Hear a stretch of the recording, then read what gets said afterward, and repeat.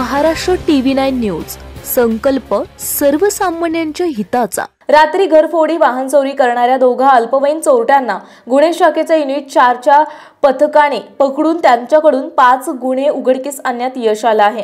त्यांच्याकडून 2,30,000 रुपयांची 3 मोटरसायकले जप्त करण्यात आल्यात।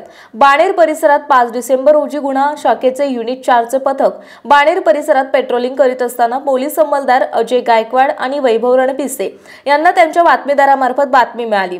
8 दिवसांपूर्वी बाणेर गाव येथे घरफोडी करणारे अल्पवयीन मुलगा हडपसर गाडीतळ येथे रस्त्याच्या कडेला एका दुचाकीवर बसून कोणाची तरी वाट पाहत आहे।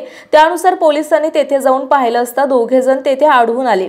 पोलिसांनी दोघांना पकडून त्यांच्याकडे चौकशी केली। दोघांनी मिळून बाणेर गाव येथील बंद घराचे लॉक तोडून घरामधील कपाट उचकडून त्यातील सोन्याचे दागिने चोरल्याचं सांगितलं। चोरी केलेले सोन्याचे दागिने त्यांच्या ओळखीच्या साथीदाराकडे विक्री करण्यासाठी दिले आहेत। त्यांच्याकडील मोटरसायकल बाबत विचारणा केल्यावर त्यांनी ते हडपसर माळवाडी येथून चोरल्याचं सांगितलं। हडपसर पोलीस ठाण्यात याबाबत गुन्हा दाखल करण्यात आला होता। त्यांच्याकडे अधिक चौकशी करता हडपसर मधील 2 तर बनगार्डन मधील 1 अशा 3 वाहन चोरीचे गुन्हे उघडकीस आले। त्यांच्याकडून 2,30,000 रुपयांची 3 मोटरसायकले जप्त करण्यात आल्या आहेत।